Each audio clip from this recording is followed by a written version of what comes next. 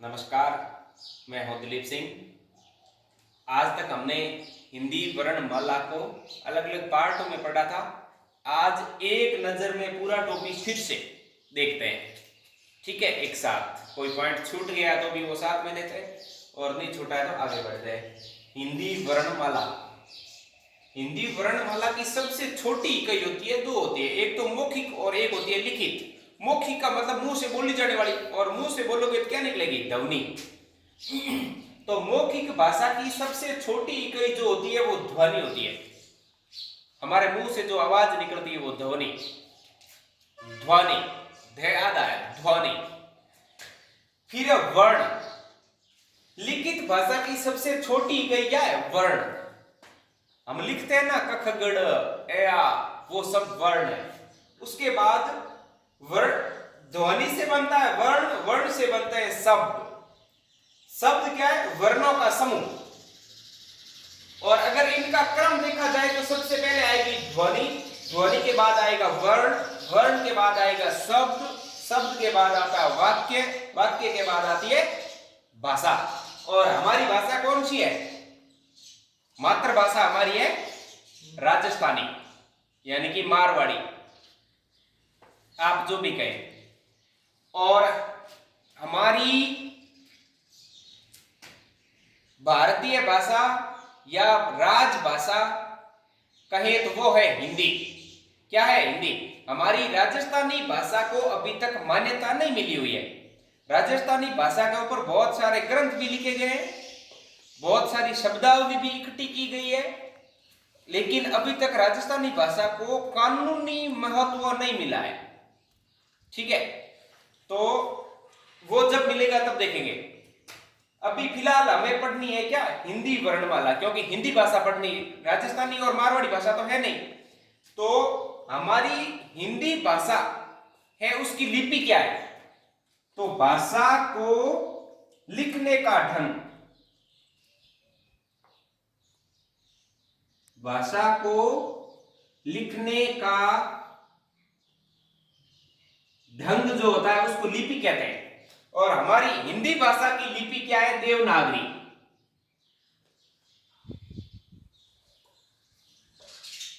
हिंदी भाषा की लिपि क्या है? देवनागरी। याद रखना, हिंदी भाषा की लिपि क्या है? देवनागरी। हिंदी भाषा की लिपि है देवनागरी, ये ध्यान रखना। ठीक, अब थोड़ा सा आगे बढ़ते हैं। हमारी हिंदी भाषा में वर्ण कितने हैं? हिंदी वर्णमाला के अनुसार, हिंदी वर्णमाला में वर्णों की संख्या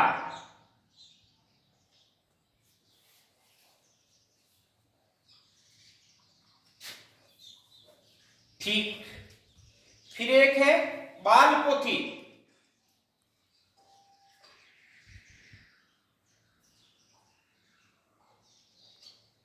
बाल पोथी में वर्णों की संख्या,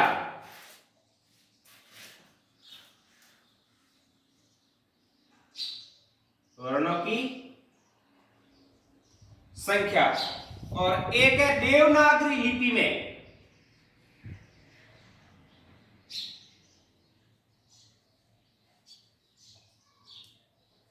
देवनागरी लिपि में वर्णों की संख्या।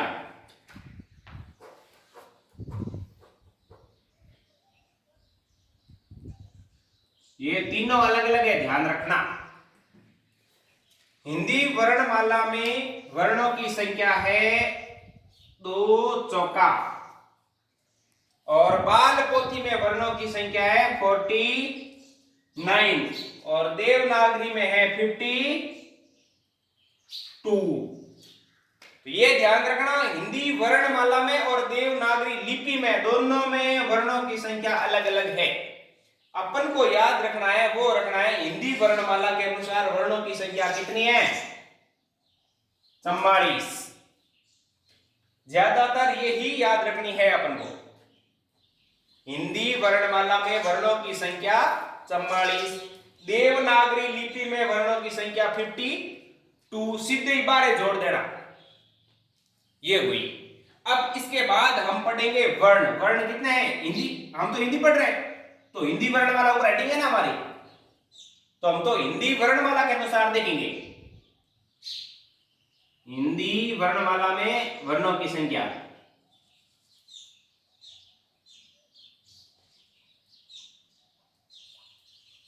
वर्ण कितने प्रकार के हैं? 2 प्रकार के, स्वर, व्यंजन।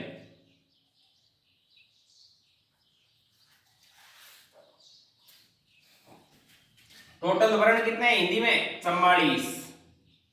44 को कितने भागों में बांटा गया है? 2 भागों में, स्वर और व्यंजन।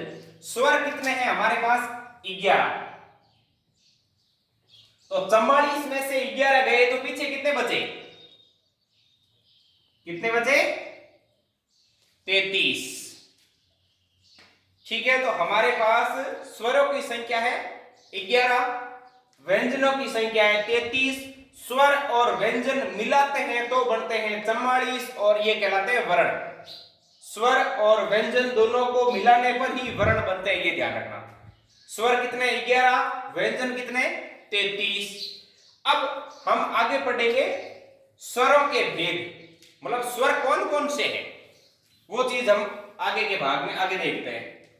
ठीक है,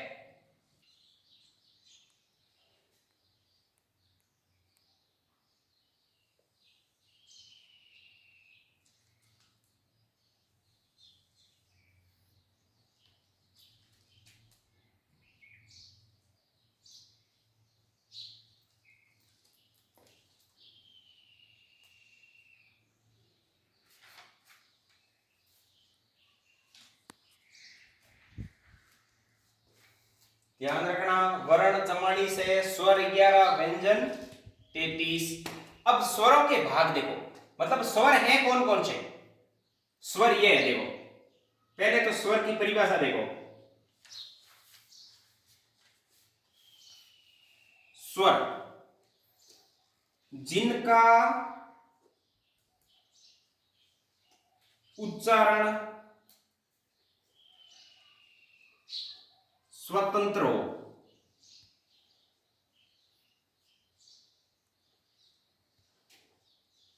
स्वतंत्र हो, मतलब ये बिना किसी की सहायता से बोले जाते हैं, स्वतंत्र है, इंडिपेंडेंट। कौन कौन से हैं? तो देखिए, अ, आ, ई, उ, ऋषि, ए, आई, ओ और औ। यहां तक ही है, ध्यान रखना। गिनो कितने हुए? 1 2 3 4 5 6 7 8 9 10 और 11। यही 11 स्वर है। इनको हम क्या कहते हैं? अंग्रेज आज तक जो हिंदी में हमने ए आ पढ़ा है, वो ए आ क्या है? स्वर है। क्या है? स्वर है, जिनका उच्चारण स्वतंत्र हो। और स्वर कौन कौन से? ए, आ, ई, उ, ऋषि, ए, आई, ओ, औ। तो ये कितने हुए? गिनो। 1 2 3 4 5 6 7 8 9 10 11। ये 11 स्वर है। अगली बार कभी कहीं पर भी पढ़ो कि स्वर कौन से है, ये ध्यान रखना, ये ही स्वर है। अब इन स्वरों को भागों में बांटा गया है। वो भाग क्या क्या है देखते हैं। पहला ह्रस्व स्वर। पहला कौन सा है? कौन सा है? ह्रस्व स्वर।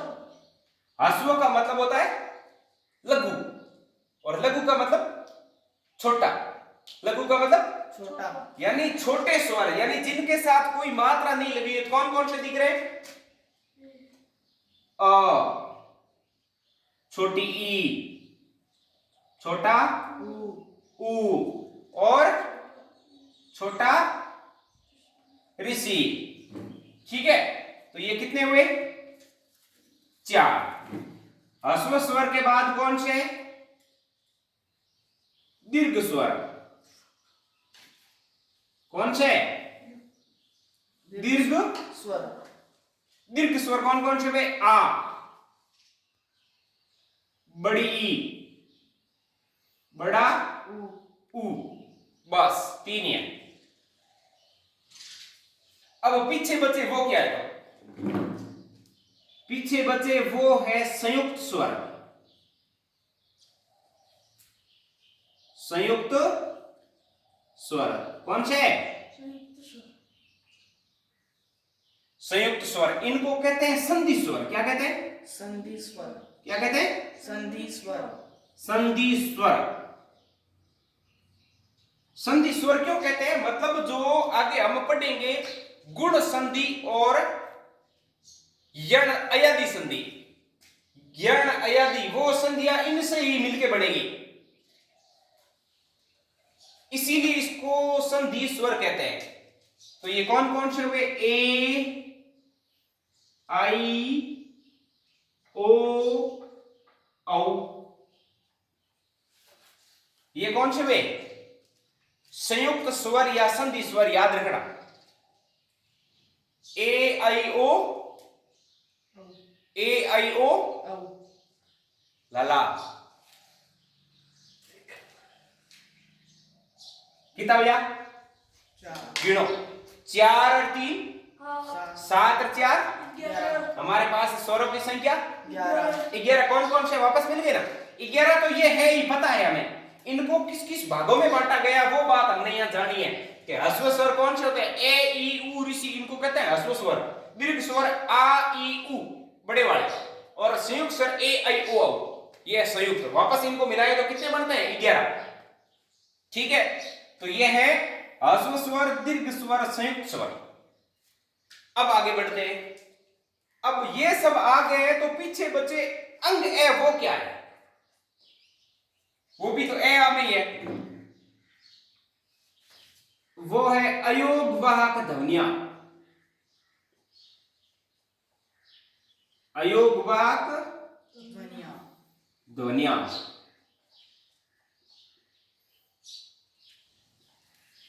अयोग वाहक ध्वनियां कौन कौन सी है? अंग और एह। अंग और एह, याद रहेगा। अब एक पीछे और आता है ए आ में प्लुट स्वर। प्लुट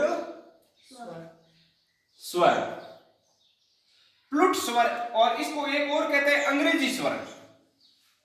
मतलब ये अंग्रेजी जैसा है जो हिंदी में लगता है, या इसको एक और कहते हैं त्रिमात्रिक स्वर।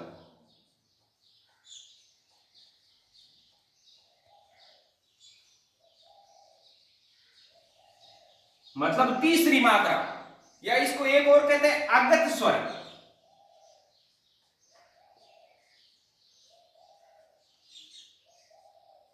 ये सब इसके अन्य नाम हैं, ध्यान रखना। ठीक है कौन सा? डॉक्टर बिंदु।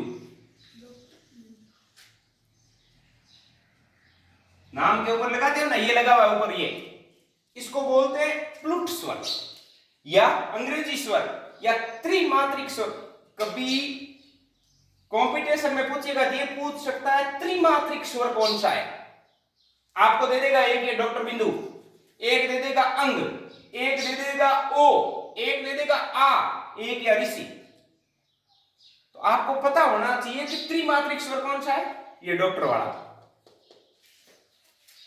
इसमें सवाल यही आएगा ह्रस्व स्वर कौन सा है निम्न में से, संधि स्वर कौन सा है निम्न में से। संधि स्वर पूछेगा, ये दे देगा आ, ई, ऋषि और ए। तो फिर संयुक्त स्वर या संधि स्वर कौन सा हुआ? ए। ठीक है, गुड। उतारो।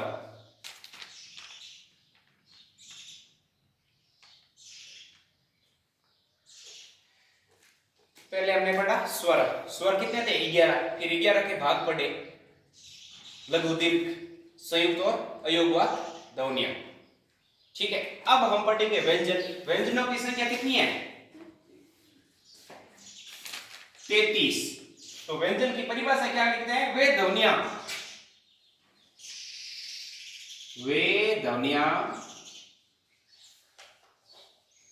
जिनका लेखन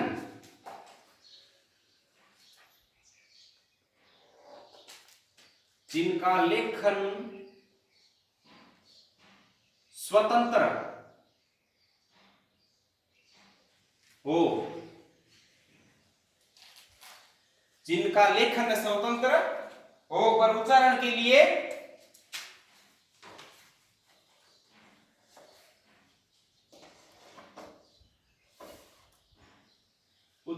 लिए स्वरों की आवश्यकता पड़ती है।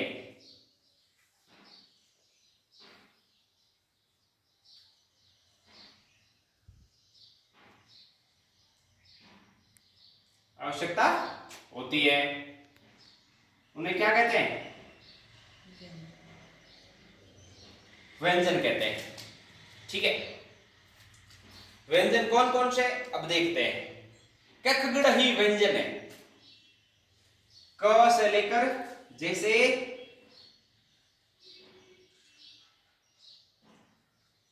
क से लेकर क तक,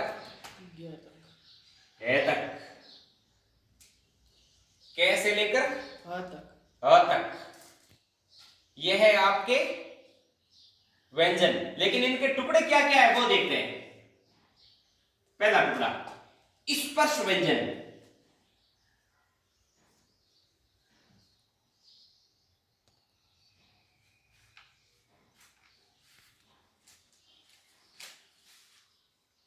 स्पर्श व्यंजन कौन कौन से है? देखो, क से मैं तक, क से लेकर मैं तक,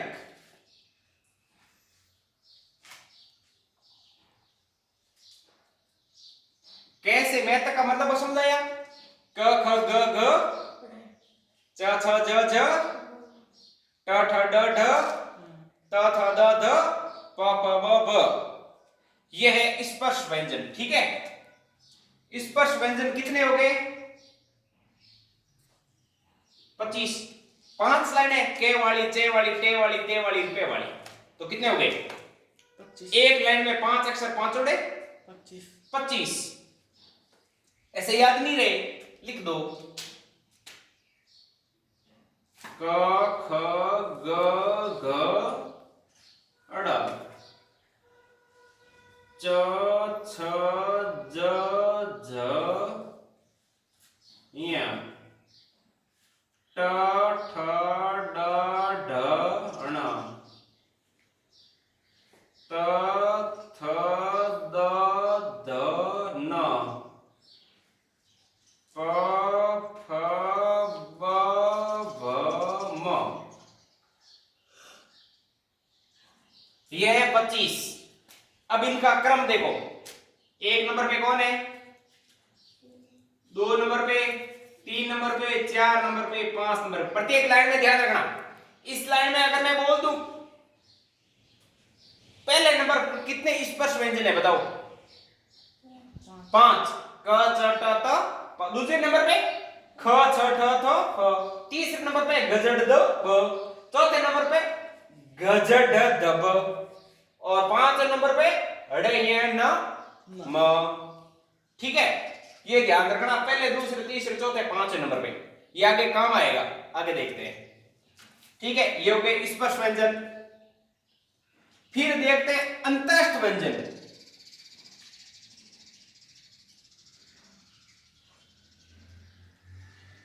अंतस्थ व्यंजन, अंतस्थ कौन से? म के बाद क्या आता है?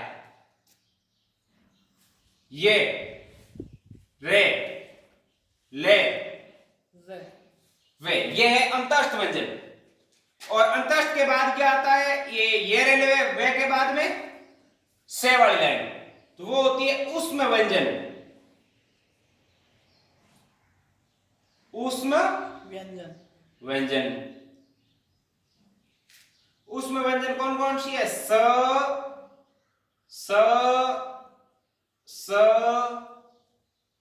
ह, ये क्या है? ऊष्म व्यंजन है। तो अंतस्थ व्यंजन व्यंजन कितने हुए? 25।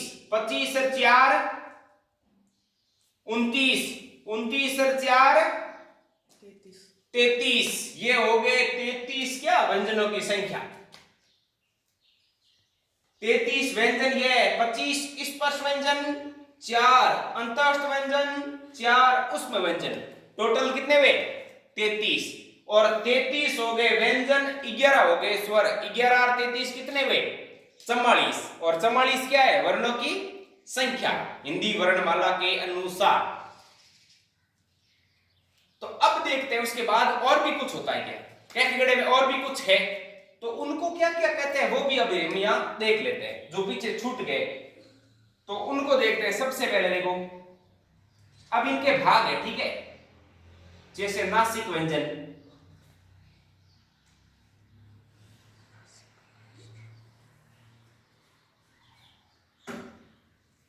नासिक व्यंजन। नासिक व्यंजन कौन से? ये लास्ट वाला 5वां क्रम, 5 नंबर पे जो है वो नासिक व्यंजन है। 5 नंबर पे कौन है? अड़, ये, अण, न, म। यह है नासिक व्यंजन। इसके अलावा अंग भी नासिक व्यंजन है। अंग है अंग, ठीक है। अब उसके बाद देखते हैं, उसके बाद एक और आता है संयुक्त व्यंजन। संयुक्त स्वर थे ना, संयुक्त स्वर कौन कौन से थे? ए आई ओ औ। उसी प्रकार ना एक तो है संयुक्त स्वर और एक है संयुक्त व्यंजन। संयुक्त व्यंजन कौन कौन से देखते हैं। अब जो कैटेगरी में पीछे बच गया वो है संयुक्त व्यंजन।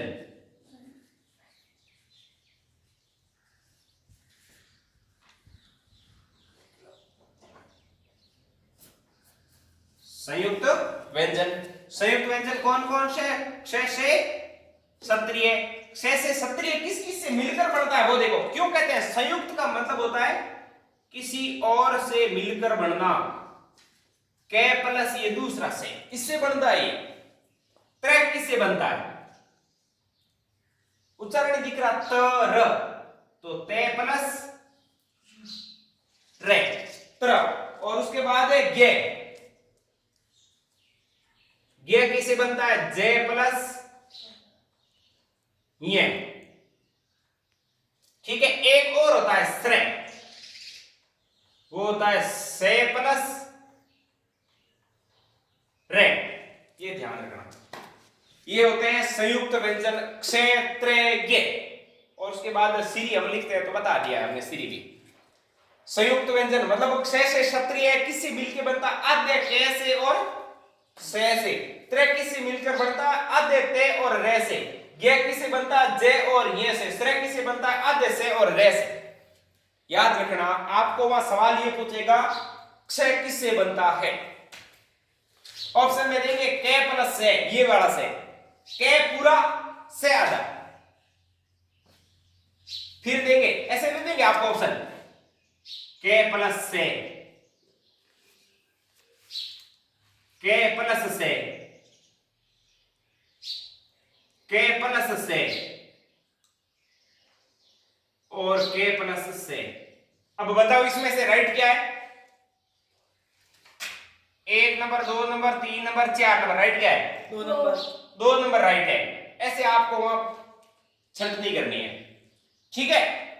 ये होते हैं। अब उसके बाद देखो और आता है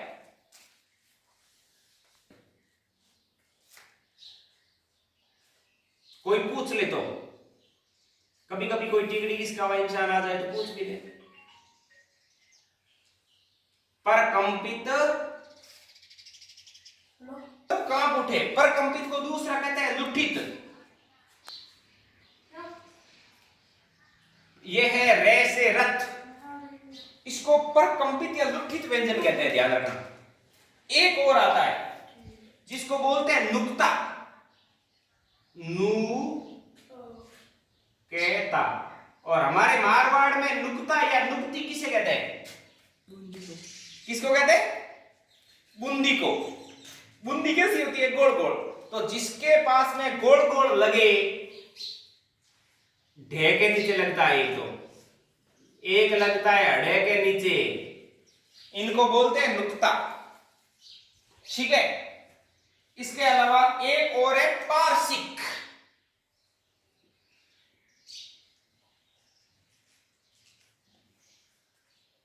पार्शिक किसको बोलते हैं? ले को। और एक आता है उसके बाद आपके पास काकलिय या वत्सरीय। वत्सरीय में कौन आता है? सज्जन लर, से जे ने ले रे। याद भी ऐसे ही रखना, भूल जाओगे। सज्जन लड़, सज्जन लड़े, सज्जन लड़े, सज्जन लड़, सज्जन, सज्जन व्यक्ति का नाम है सज्जन सिंह। सज्जन लड़, सज्जन लड़, सज्जन लड़, सज्जन लड़। ठीक है, ये याद रखोगे। एक 10 नंबर पे और लिख लो भले, काकलिय। कौन सा? काकलिय।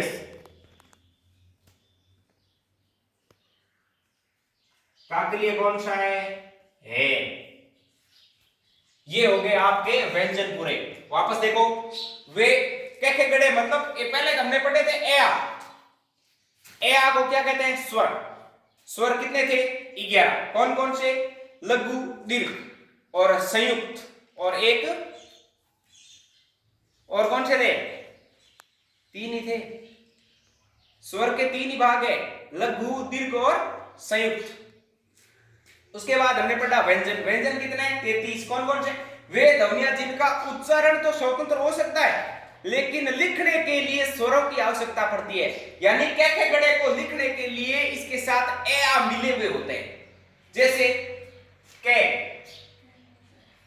में के आधा ही होता है, इसमें ए मिला होता है ना, तब जाकर बनता है ये के। इसीलिए इसकी परिभाषा है के आप तो बोल तो सकते हो ग, लेकिन लिख नहीं सकते। लिखने के लिए आपको किसकी आवश्यकता पड़ती है? स्वर की। ठीक है, उसके बाद व्यंजनों के भेद कौन से? मुख्य भेद ये इतने ही है, ये इतने 3 ही। इन 3 भेदों में पूरे हो जाते हैं व्यंजन। बाकी जैसे बता दिए कॉम्पिटिशन की दृष्टि से। स्पर्श व्यंजन कौन कौन से? कैसे मैं तक, क ख ग ड़ च छ ज य ट ठ ड ढ ण त थ द न प प ब भ म, ये है स्पर्श व्यंजन। उसके बाद अंत्यस्थ व्यंजन। अंत्यस्थ व्यंजन कौन से? य र ल व, य र ल व, 4 है ये। अब आप भूल जाओगे कि अंत्यस्थ कौन से है और स्पर्श कौन से है। उनको याद रखने का तरीका देखो, मैं बताता हूं। अंत्यस्थ में और उसमें देखो, उसम के बीच में नाम क्या है? से। तो से वाली लाइन उसमें रहती है, ये ध्यान रखना। तो 3 है, कैसे में तक और ये रेलवे।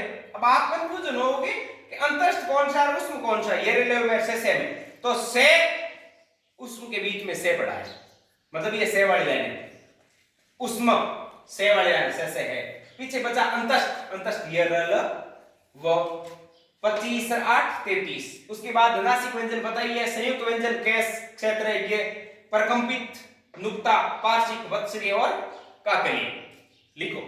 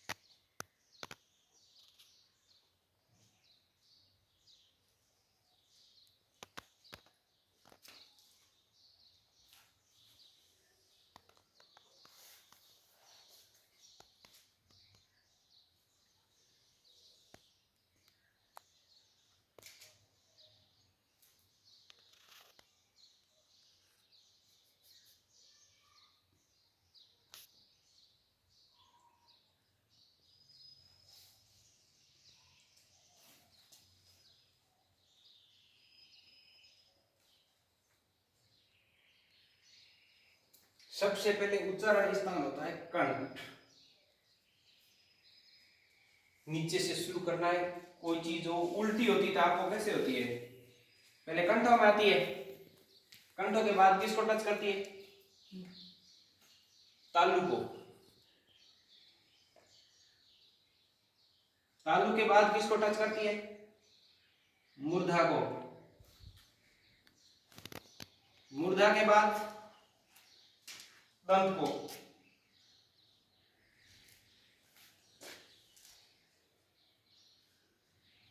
दंत के बाद होठ को, और होठ के बाद कभी कभी नाक में से भी निकलती है ना, तो ये हो गया नासिक। अब तो मामला पूरा हो गया। तो ये तो कम से कम याद रहना ही चाहिए। कंठ, कंठ से तालु, तालु से मुर्दा, मुर्दा से दंत, दंत से ओष्ठ, ओष्ठ से नासिक। अब नासिक के बाद कुछ और आता है, तो वो है वापस कंठ और तालु, इन दोनों को मिला दो। कंठ और तालु, और कंठ और तालु के बाद कंठ और ओष्ठ, कंठ और ओष्ठ, ओष्ठ, और कंठ और ओष्ठ के बाद दंत और ओष्ठ, दंत और ओष्ठ।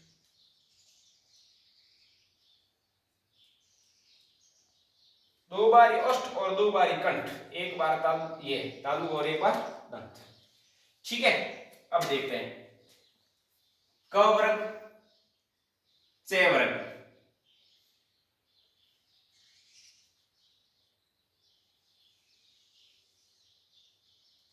टे वर्ग, उसके बाद ते वर्ग, उसके बाद प वर्ग। ये यहां तक तो सीधा याद रखना है। अब के वर्ग के साथ क्या आता है? ए आ और विसर्ग आता है। इसको याद रखने के लिए के वर्ग का हो गया के, ए आ की मात्रा लगा दो, आ की मात्रा विसर्ग का विसर्ग लगा दो। मतलब कंठ से किस किस का उच्चारण होता है? कहा का।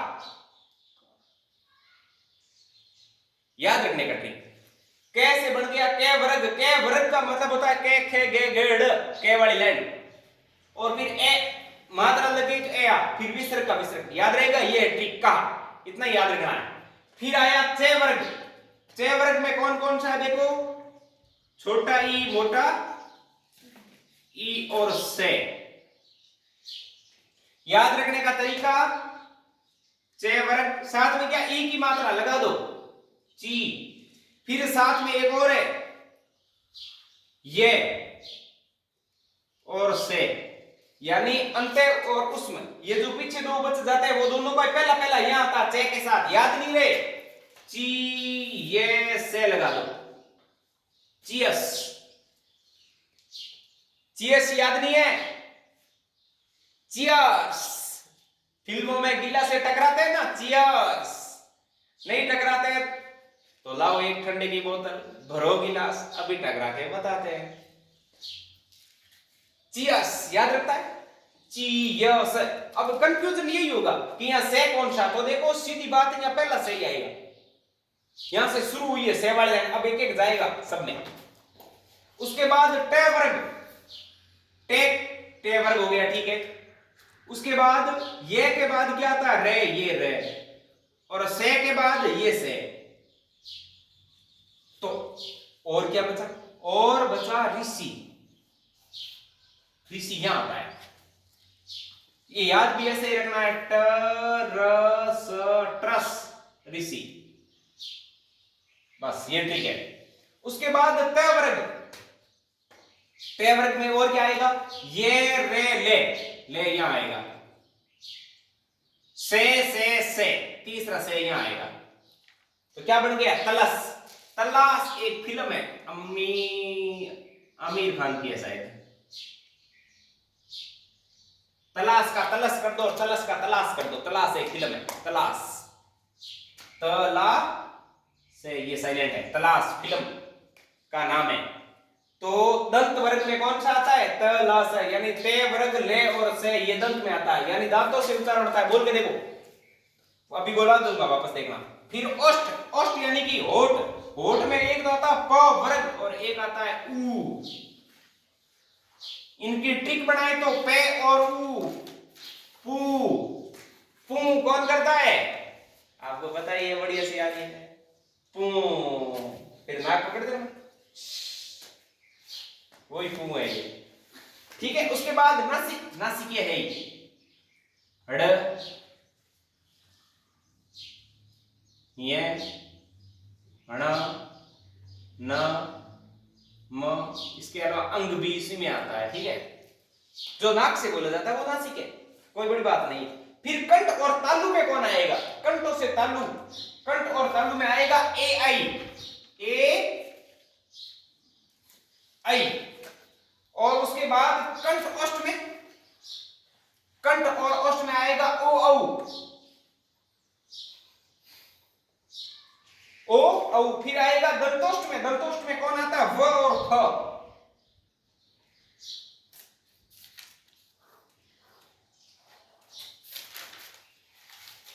फिर एक और बचा है स्वर यंत्री।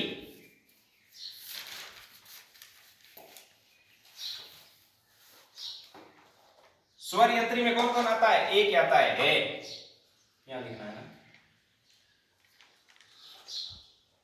हाँ। स्वर यंत्री में कौन आएगा? अब देखो वापस, के वर्ग का उच्चारण किससे होता है? कंठों से होता है। बोल के देखो, के आवाज कहां से आ रही है? कंठों से आ रही है। खे, गे, कंठ को पे में बोल के देखो। अब आगे क्या था? ए, देखो कंठ में जा रहा है। अंग कंठ में जा रहा है। फिर तालु, देखो चे वर्ग, चे वाली लाइन बोलो, आपकी जीभ जाकर कहां टकराती है? तालु में टकराती है, चे, छे। अब के बोलिए, चे बोल बताओ, चे नहीं, पहले जीभ टकर जाती है तालु से। उसके बाद टे वर्ग, टे वर्ग कौन सा है? मुर्दा पे, ट, जीभ अंटो खार मुर्दा में टकरावे, टक टक टक, ट, ठ, ड, ढ, न। उसके साथ ही र, स और ऋषि, इनको बोलने से मूर्धा टकराया जाता है। फिर त वर्ग, ते वर्ग बोलते ही देखो जीभ आकर दांतों से टच होती है, त, थ, द, ध, न और ले और से, तो हो गए दंत। फिर अष्ट यानी होठों से कौन कौन बोले जाते हैं? पे वाली लाइन, पे वाली लाइन बिना होठ मिलाए बोलकर बता दो। पा, एक होठ पकड़ लो, होठ पकड़ लिया, अब मैं क्या बोल सकता हूं? के, खे, गे, घे, ड़े, चे, छे, जे, जे, ये, ट, ठ, ड, ढ, ण। लेकिन पे वाली लाइन पे, पे, पे, पे। बोलने के लिए होठों का टकराना ही पड़ेगा। प, फ, ब, भ, म, उ, ऊ। ये भी होठों से देखो, होठ यूं करते हैं, ऊ, ऊ, तो ही होता है ऊ, ऊ। फिर आता है नासिक, अड़े, ये, ड़े, न, म, ये नाक से बोला जाता है। उसके बाद कंठ और तालु से बोली जाती है ए आई, और कंठ ओष्ठ से बोला जाता है ओ औ, और दंत ओष्ठ से बोला जाता है वफ। और ये याद रहे तो ठीक है, कम से कम ये तो याद रखना ही है। पीछे दो बचेंगे, याद हो जाएंगे लास्ट में, ठीक है।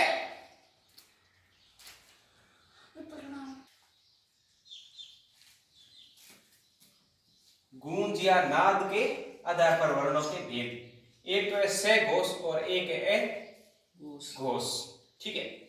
से घोष में क्या होता है वो देखना है सबसे पहले। से घोष, एक ही बात याद रखनी, मेरे यार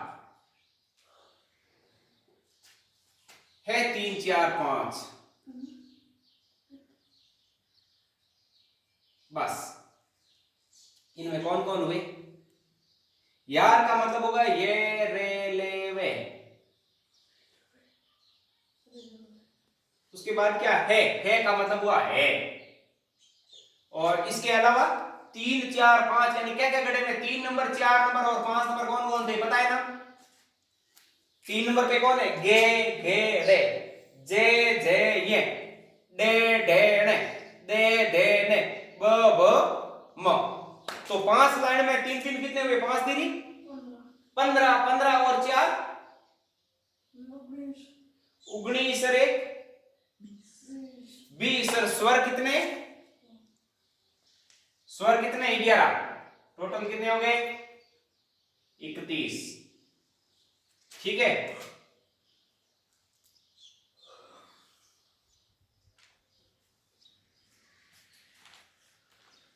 स्वर मेरे यार 3 4 5। ए घोष में कौन कौन है?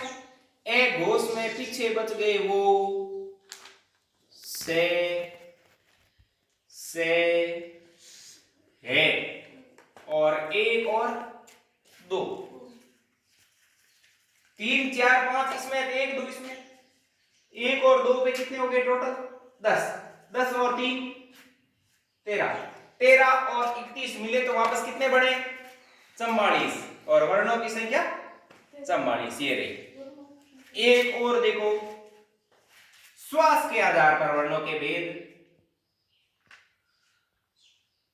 श्वास के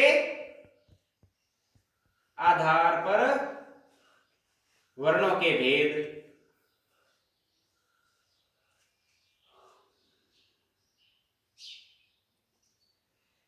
पहला श्वास है अल्प प्राण,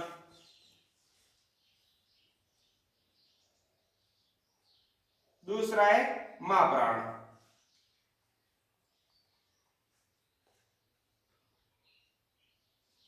अल्प प्राण का मतलब हुआ विषम संख्या, जो टपकने वाला है। और टपकने वाले के लिए क्या चाहिए? शुभ संकेत। शुभ संकेत कौन कौन से में होते हैं?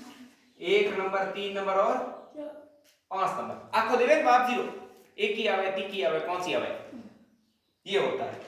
और इसके अलावा अगर पीछे कोई बच गया तो वो है ये रे ले वे। स्वर भी इसी में, ये रे ले वे भी इसी में। यानी कि अल्प प्राण और से घोष दोनों एक जड़ी है, थोड़ा सा फर्क है। इसमें है नहीं है और इसमें 3 4 5 की जगह 1 3 5 है। फिर बचे महाप्राण। महाप्राण में पीछे कौन बचा? 2 और 4 और से है।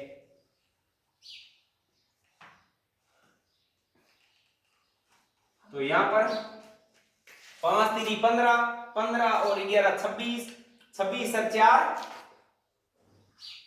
30 और यहां 5 दूनी 10, 10 और 4 14, 30 और 14 जोड़ा जन पाचा बने 44। ये वर्णों की संख्या 44। उतारो।